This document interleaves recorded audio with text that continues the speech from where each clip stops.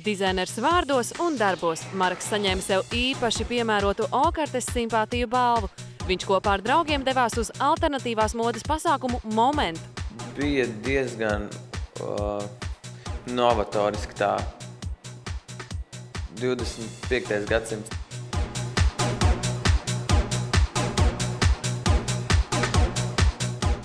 Ar kuru no dizaina jomām tu vēlies saistīt savu dzīvi?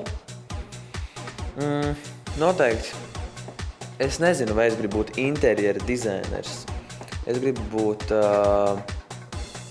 mēbeļu, visu kaut kādu objektu dizainers. Es nezinu, pieņemsim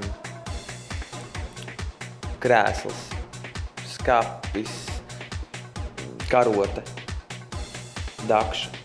Man tas ļoti patīk, bet mums ir amatmācībā kaut kāda darba, ka jātaisa plaukts vai arī krēsls, čemodāns, tāds universāls. To gan es nepaspēju iztaisīt, jo man nācās iet šovā. Bet kaut ko ar tādu, jā, man baigi patīk tādas lietas. Kaut ko tādu ritīgi jaunu izražot. Man vēl patīk man vispār patīk haoss, tāds sprādziens. Gan es kādreiz parādīšu.